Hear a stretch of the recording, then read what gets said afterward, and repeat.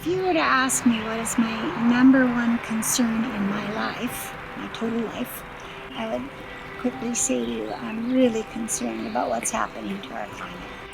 And I want to do everything I can to play as important a part as I can in that. My name is Mary Alice Johnson, and I have owned this farm for about 35 years. We got it certified organic in 1994. It's a 10-acre farm with an additional 5 acres attached to it.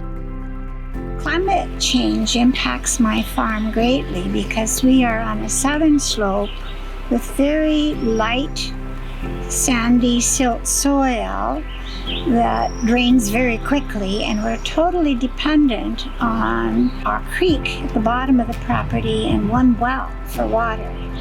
And we're finding the dramatic changes in the climate rate as years go on is becoming more and more a concern and interest for us.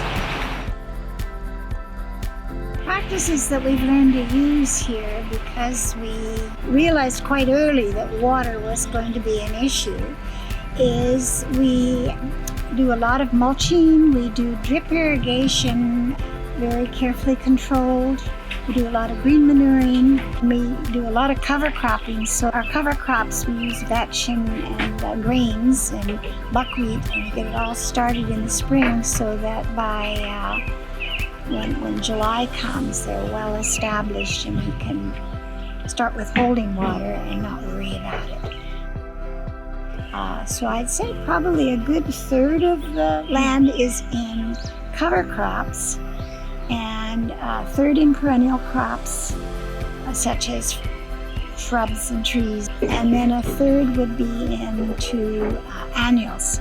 And overall on the property, it's total 15-acre property. We probably only farm about 3 acres of it. The rest is forested with a major creek going through it, and try to protect as much of our forest as we can.